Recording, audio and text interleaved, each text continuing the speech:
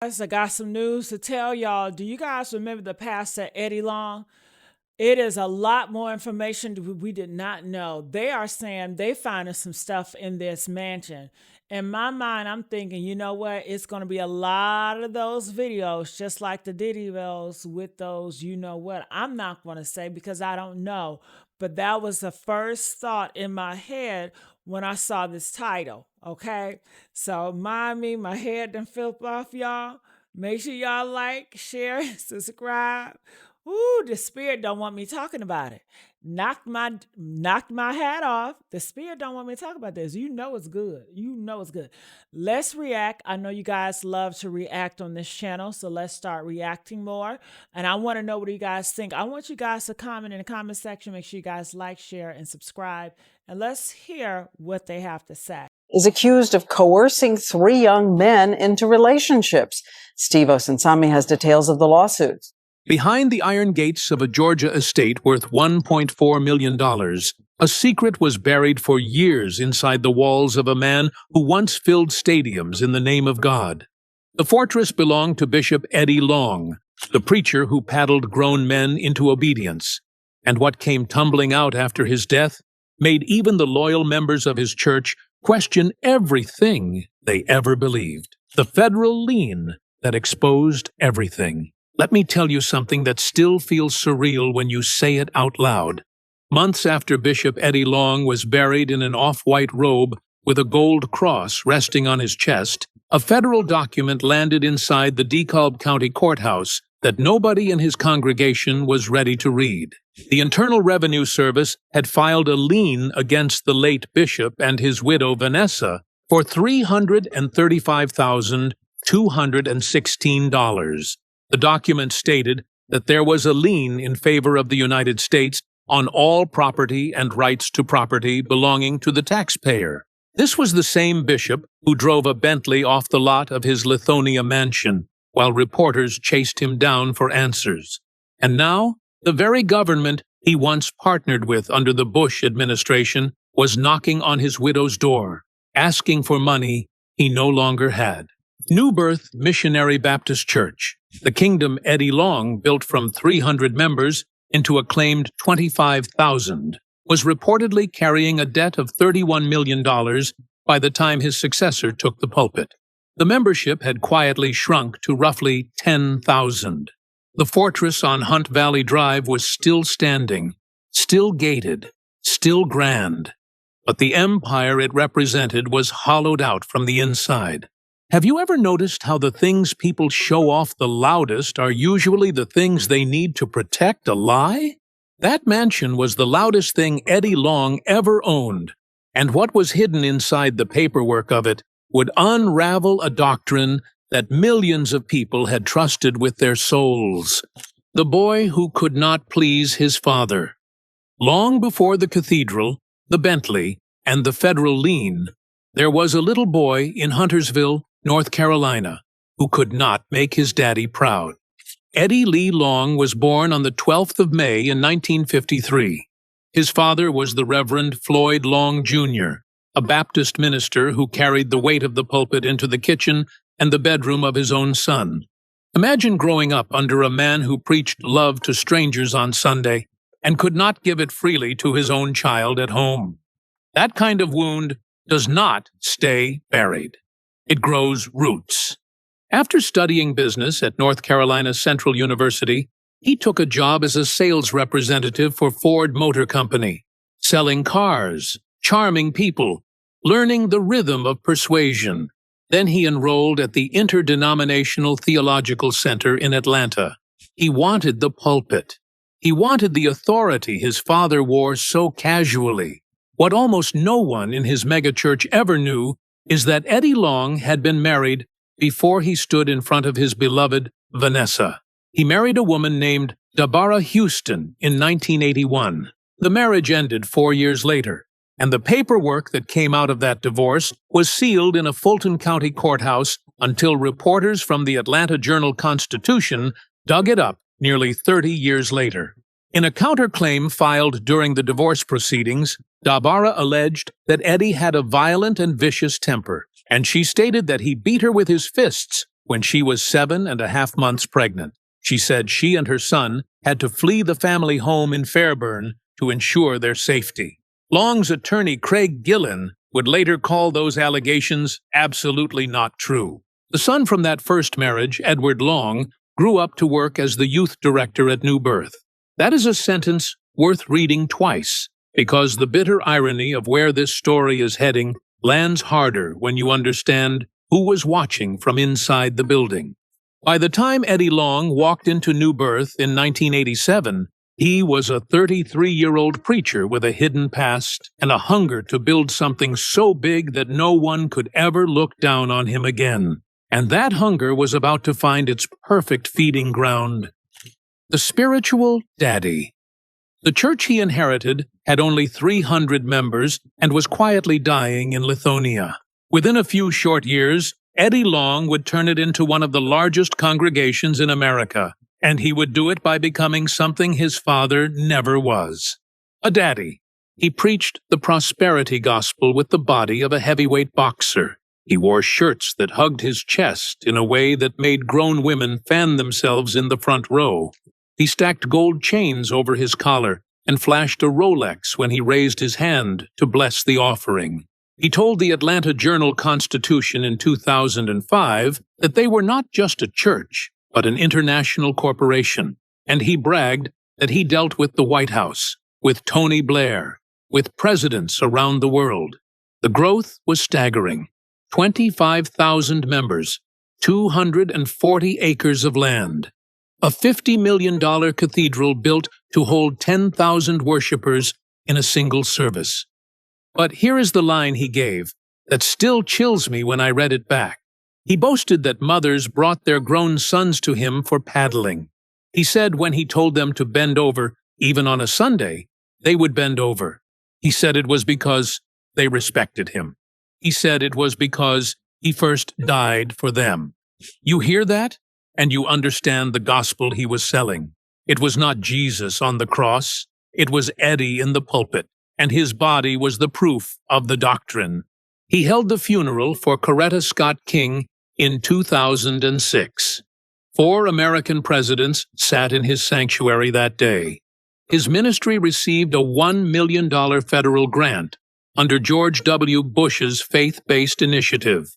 In December of 2004, he led roughly 10,000 people on a march from the King Center toward Turner Field in support of a state ban on same-sex marriage. The Southern Poverty Law Center labeled him as one of the most virulently homophobic black leaders in the country. He used that authority to build a program for fatherless boys. He called it the Longfellows Youth Academy. He pulled in young men who had no daddies at home and offered to be the daddy they had been praying for. 4 of those boys were about to walk into a lawyer's office and tell a story that would crack the foundation of the entire kingdom. The 5 rocks that were never thrown. In September of 2010, the lawsuits started landing one after the other like dominoes. Nobody could stop. Maurice Robinson was 20 years old. Anthony Flagg was 21. Jamal Paris was 23. Spencer LeGrand was 22. They filed in DeKalb County, and the language inside the complaints was specific enough to make your stomach drop. They alleged that Bishop Eddie Long used his spiritual authority to coerce them into relationships that began when they were teenagers. Jamal Paris said he was 14 years old when he first met the bishop, and Long told him to call him Daddy. Spencer LeGrand said he was 15 when he met the bishop in Charlotte after a sermon about fathers. Long looked him in the eye and said, "I got you. I will be your dad." The boys called this the spiritual son designation, and it came with everything a fatherless kid could ever want: cars, jewelry, designer clothes, electronics, apartments, tuition checks, and salaries on the church payroll. Paris later described the way Long would alienate them from everyone else in their lives. He would tell them they were not allowed to talk to females. He would let everyone in their old lives believe they had abandoned their families. There was a ceremony that the boys described that I still cannot wrap my head around. Candles were lit, jewelry was exchanged, vows were said, scripture was read, while the candles burned all the way down. Attorney B.J. Bernstein, who represented all 4 young men, described it in plain English. She said it was essentially a marriage ceremony. The trips read like a travel magazine: Kenya, South Africa, Honduras, the Bahamas, Trinidad, New Zealand.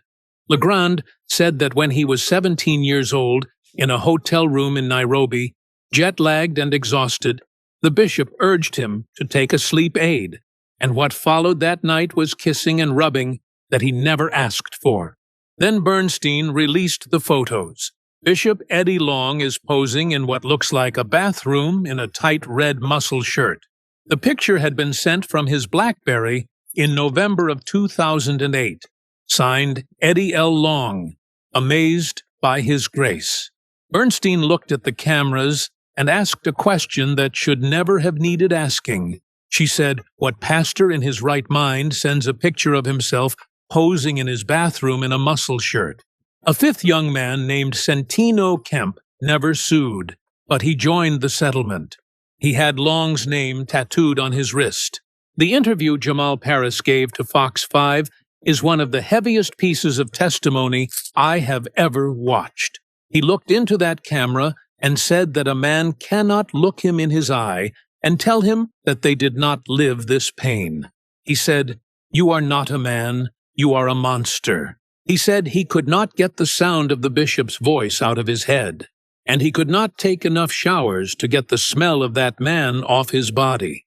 On the 26th of September in 2010, Bishop Eddie Long stood in his pulpit and delivered the line that the internet will remember forever.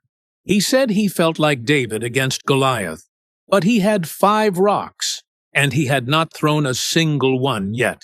The sanctuary stood up and applauded. He never threw a single rock. By May of 2011, he had quietly paid, and what he bought with that money was a silence that would slowly suffocate him for the next 6 years. Follow the paper trail. This is where the mansion stops being a building and starts being a clue. Because the same year Eddie Long was settling those lawsuits, reporters were already tracing a paper trail that would expose how the fortress on Hunt Valley Drive came to exist in the first place. In 1997, the church gifted land to a charity called Bishop Eddie Long Ministries.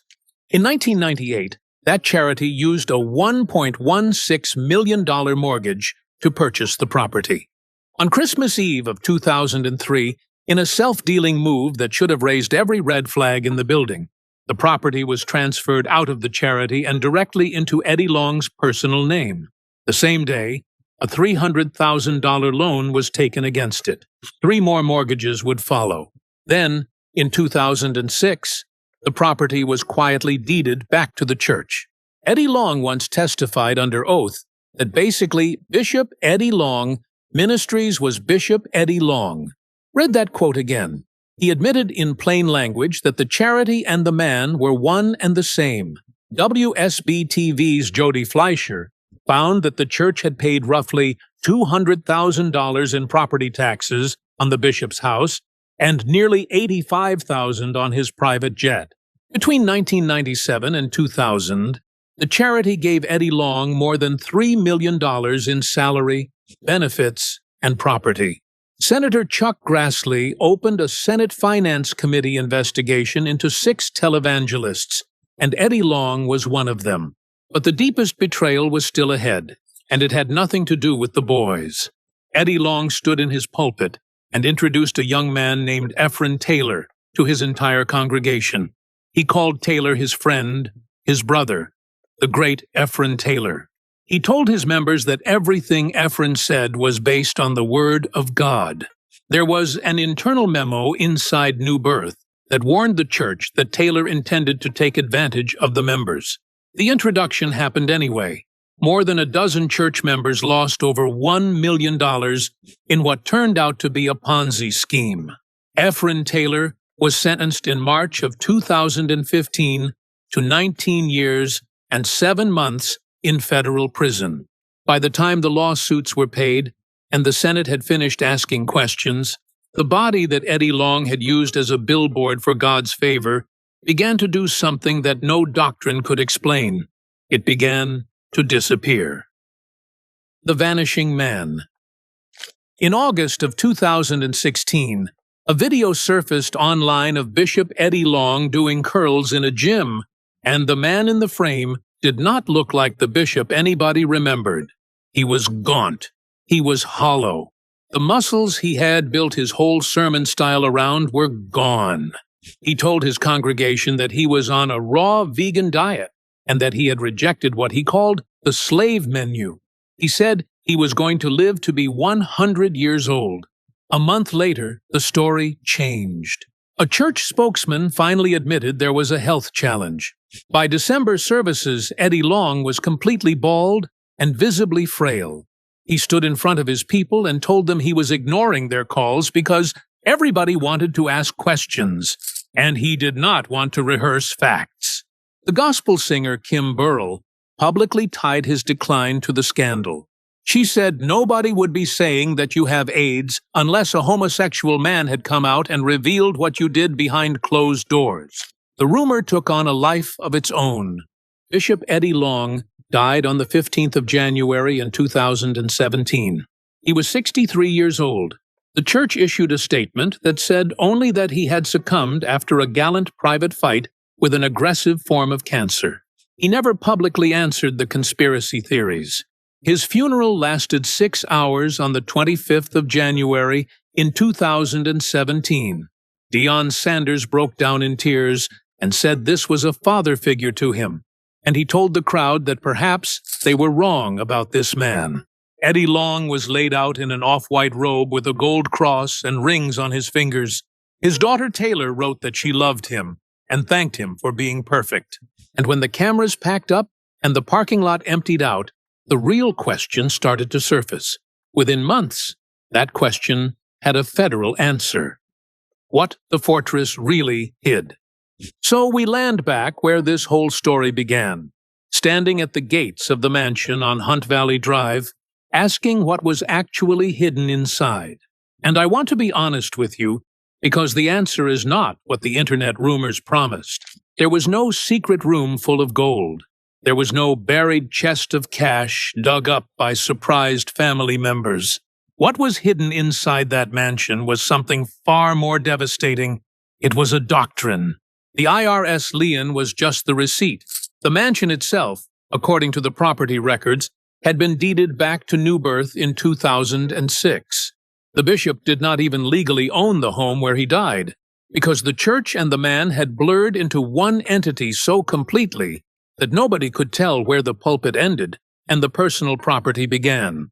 The succession at New Birth fell apart almost as fast as the doctrine. Bishop Stephen Davis took over after Eddie Long's death. He served without a salary for his entire tenure, and he personally gave the church a significant sum of his own money to keep the lights on. He resigned after 16 months and later said publicly that corrupt leaders and wicked men had forced him out. Edward Long, the bishop's own son from his first marriage, was passed over twice for the senior pastor role. In December of 2018, the position went to a controversial Baltimore pastor named Jamal Harrison Bryant. He inherited the $31 million debt and promised the congregation a rebirth. The widow Vanessa lived a story of her own. She had filed for divorce in December of 2010 in the middle of the scandal, and she withdrew the petition within roughly 24 hours under the weight of church public relations. She would eventually dismiss it entirely in February of 2012. She told a women's ministry conference that year that she had chosen to return to her marriage. The fortress is still standing on Hunt Valley Drive. The gates are still there. The Bentley is gone. The bishop is gone. The empire is half the size it used to be. And the doctrine that built the whole thing is still being unraveled by every megachurch scandal that has come after it. The shadow Eddie Long cast was longer than any of us realized while he was alive. What was hidden inside Bishop Eddie Long's mansion was never a thing. It was a system. It was a doctrine that took the longing of fatherless boys and turned it into currency. It was a paper trail that bent the rules of charity law until they snapped. If this story moved you in any way, share your honest thoughts in the comments below and tell me which part hit you the hardest.